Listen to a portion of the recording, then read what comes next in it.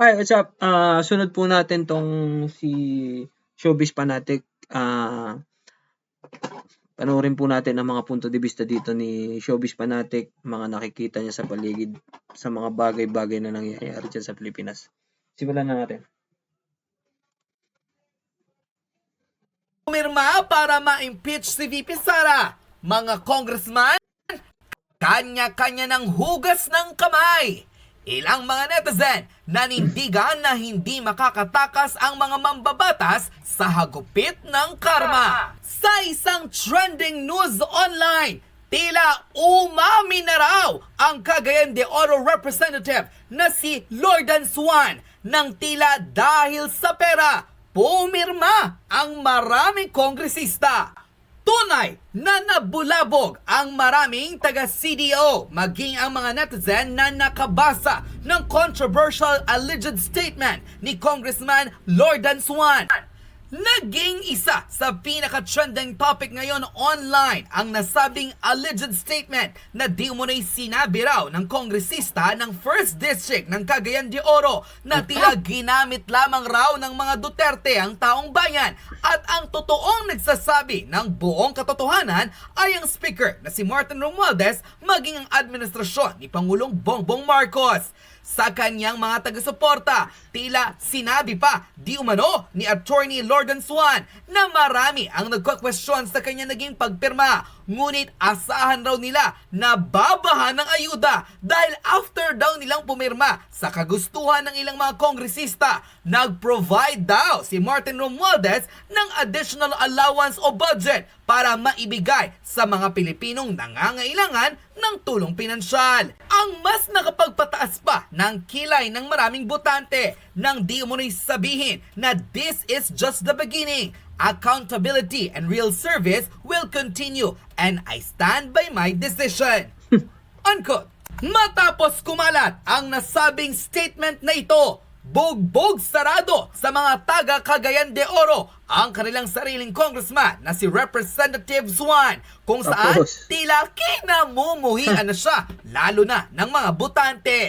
Tila matapos lamang kumalat ang nasabing balita, idinanay ito ng nasabing kongresista from CDO at sinabing wala raw katotohanan ang mga nasabing statement.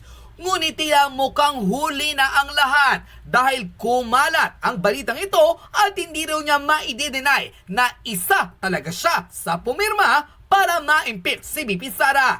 Ito raw ang balita at ebidensyang hindi niya mapapasinungalingan dahil kitang-kita na siya ang lumagda sa kanyang sariling pangalan.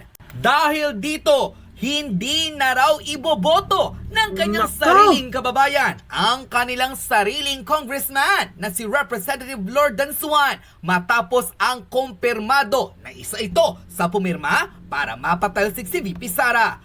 Ayon sa kanyang naging comment post, whether it is true or not, one thing is for sure, pera ang kapalit ng pirma. Huwag tayong maglokohan, Congressman Swan, kahit mismong nasa loob ng Kongreso, kung saan kayo sumasamba kay Romualdez, kalat ang balitang may makukuha kayong 150 billion kada isang kongresistang pumabor sa impeachment ni VP Sara. And don't deny this, na fake news dahil well spread ang balita at talagang may lagayan na naganap at magaganap. Imagine, pumirma ka lang to impeach VP Sara, you will have ayuda, namely 25 million pesos for AX, 25 million pesos for AKAP, and 100 million pesos for DPWH project na kayang-kaya niyong ibulsa dahil ganyan ang gawain ng mga kongresista. Oh well, don't tell a lie. Sa tagal na naming bumaboto, bilang lang sa Pilipinas ang mga taong walang bahid ng pangungurakot at pagkakaluklok sa pwesto. Majority, mga buwaya. Yung pastor nga na naging politiko, nagnakaw eh. Kayo pa? So please, huwag niyong sabihin sa amin na political process ang impeachment at ginagawa lamang ninyo ang trabaho as congressman. Tarantado! Trabaho pa rin ba ng mga congressman na ipangalandakan ang pangalan niya sa mga ayuda program? Ang pagiging bulag sa katotohanang kinukurakot ng mga politiko ang kaba ng bayan. Trabaho niyo pa rin ba ang manahimik? Sa bagay, sino ba naman ang makapagsasalita kapag punong-puno ang bunganga at halos lumangoy na sa dami ng pera. You, Congressman Swan and others who signed and impeached VP Sara, learn to number your days. Ang lahat ay may kabayaran. And this is only the beginning. People are pissed to politicians like you. Wala kang aasang Sigurado. boto sa aming mga taga Cagayan de Oro. Tingnan natin kung mananalo pa kayo. Unquote. Narito at panoorin ang resback ng maraming taga-suporta ni Vice President Sara Duterte sa controversial congressman ng Cagayan de Oro na si Representative Lorden Swan, kung saan binatikos at pinagbantaang pang hindi na iboboto ng kanyang mga constituents matapos makumpirma na ito ang isa sa mga Mindanawan na pumirma para mapatalsik si VP Sara. Panoorin ang full video. Oy, palakpakan natin mga kababayan, ang congressman na to. Honorable Lordan Swan, congratulations sir. Sinabi niya dito na after daw pinost yung mga pangalan na bumoto na i-impeach si VP Sara, nagtanong daw yung mga kabag-anak niya bakit? Para masave ang laway niya, isa na lang explanation niya at ito. I voted yes because it was the right thing to do. VP Sara and her family must be held accountable for their wrongdoings. Inadmit niya dito na sumuporta daw siya noon sa mga Duterte, pero si Speaker Romualdez at si Bongbong Marcos Jr. ang nag-open ng kanyang mga mata. Mga Duterte daw ay ginagamit lang sila. Hindi daw sila yung totoong magandang halimbawa ng mga leader sa ating bansa. Ito ng pinakamalala. To my supporters, I know you stand with me. Rest assured, the ayuda is coming. After we voted yes, Speaker Romualdez provided additional budget, allowing us to give even more assistance to the people. Hoy, napaka-honest naman ng congressman na to. May bigayan ngang nangyari. This is just the beginning. Tama ka, nagsisimula pa lang itong bigayan. So sa mga anti-Duterte na nagsasabing fake news daw na may bigayang nangyari, ayan, tanungin yung congressman na yan. Morning. Looks like Sports Like's been around since 1990. I'm since 1990. That's weird. Skip na dito. Diretso. Please makinig kayo ha. Lordan Swan, isa sa nag-yes para ma-impeach si Sara, kongresista. Basahin natin yung pangatlong paragraph ng sinabi niya. Statement niya ito dahil marami daw nagtatanong sa kanya na bakit niya yun ginawa. Ang pagboto, ang pag-yes. To my supporters, I know you stand with me. Rest assured, the ayuda is coming. After we voted yes, Speaker Romualdez provided additional budget allowing us to give even more assistance to the people. My God.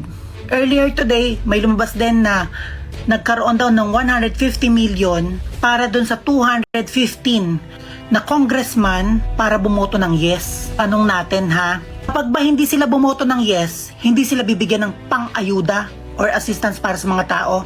Tama ang sinasabi ng karamihan na ang ayuda ay gagamitin para sa eleksyon, pambili ng boto, at nagamit na rin para bumoto sa impeachment ni Sara Duterte. Ang linaw ng pagkakasabi, after we voted yes, ibig sabihin naka-compromise yung 150 million. Bumoto ka lang ng yes para i-impeach si Sara. Kung ako isang kongresista, hinahainan ako na 150 million, di ba? Parang pinapainan ako na kumagat. Nang gusto kong instant money, ayan na. Pipirma lang ako, mag-yes lang ako. Bakit parang nakadikit yung pagbibigay ng ayuda kapag pumirma ka ng yes? Kapag hindi ka ba pumirma ng yes, hindi ka bibigyan ng pang-ayuda para sa mga Pilipino? Hindi na talaga. Taxpayer ng Pilipino mga ginamit dyan? Hindi ba dapat ang pagbotohan na ginawa dyan ay walang kapalit? Walang mapapaisip ka kasi may perang involved? Hindi ba dapat pinag-iisipan niya nang walang nangingialam? O yan, kitang-kita. After we voted yes, Speaker Romualdez provided additional budget. Nagdagdag pa ng budget kasi bumoto ng yes. Ano, sino nagsisinungaling? Yang kongresistang yan na bumoto ng oo? Isa sa nag-yes yan, no? Guys, gumising kayo. Ang ipinambabato kay Sara ay 125 million. Kami alam na namin yan ay isang malaking kasinungalingan. Pero bibigyan ko kayo ng math. 150 million pinamigay na ayuda. Ginamit pa tong ayuda ha. Para sa bawat kongresista na bumoto ng yes ma-impeach si Sara. 150 million times 215 na kongresista. Kung yan lang ang bibigyan, baka hindi bibigyan yung mga kongresistang nag-no, hindi bumoto. 215 times 150 million. Ilang bilyon yan? Gets nyo yung logic? Na yung 125 million na binabato kay Sara, ginastosan ng bilyon-bilyon para ma-impeach. Hindi totoo yung sinasabing lakaw ni Sara. Ang gusto ng mga yan is matanggal si Sara dahil may plano yung mga yan. Kitang-kita. Nakakaloka naman itong kongresistang to. Bakit siyang pang-statement? Hindi mo alam kung nag-iisip. Hindi ko alam kung nagbibigay siya ng hint. Nakatanggap ako. Nag-yes ako. Pero ito ang nangyari. Hindi ko alam kung ganyan ha. Pero kung ganyan, ibig sabihin matalino siya. Pero kung yan ay nasa puso niya talaga yung statement na yan, Diyos ko naman, attorney. Parang nilaglag mo naman yung lolo nyo. My God. Oh my God. As in, tuwang-tuwa ibang tao na si Sara ay na-impeach. Ayan, wala na kayong pera. Pilit nyo nga, kaka-announce lang, bankrupt na. Oh, tapos ayan, ginawang ayuda, ginawang panuhol para mag-yes, ma-impeach si Sara. Nawala pa sa tuldok ng binabato kay Sara na 125 million, mag-compute kayo. Magising kayo sa katotohanan na yung pera nyo, ubos na, simot na. Ayaw nyo buksan yung mga mata nyo. Ayan, sinasampal kayo ng katotohanan. Kakampi na nila yan. Kaalyado na nila. Isa sa mga nag-interview kay Rodrigo Duterte nung ininda siya sa Congress. My goodness. Oh, grabe ha. Hello guys, ito yung reason kung bakit pumirma yung karamihan sa mga congressman kahapon sa impeachment kay VP Sara.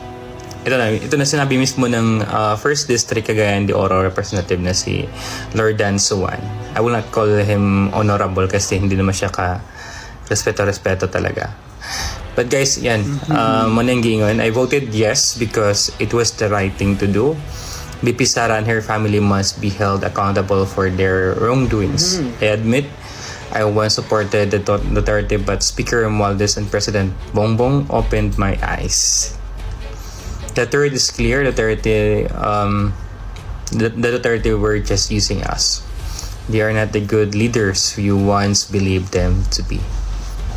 Then he added also, to my supporters, I know you stand with me. Rest assured, the ayuda is coming. After the voted yes, Speaker Romualdez provided additional budget, allowing us to give even more assistance to the people. This is just beginning. Accountability and real service will continue. I stand by my decision. So guys, ito na yung ebidensya na talagang nangyayari. May nangyayaring... Ito po, laganap yung mga ganyang reaction video ngayon. Pambabatikas dito kay Roldan Suwan ng Cagayan de Oro. Isa sa mga pumirma pabor sa impeachment laban kay VP Sara Duterte. Ay po, abangan po natin ang mga susunod na kabanata, mga susunod na mangyayari dito sa political history ng bansang Pilipinas. Hanggang dito na lang muna po ito at sundan po natin ang mga susunod nating mga vlogs. Salamat. Thank you.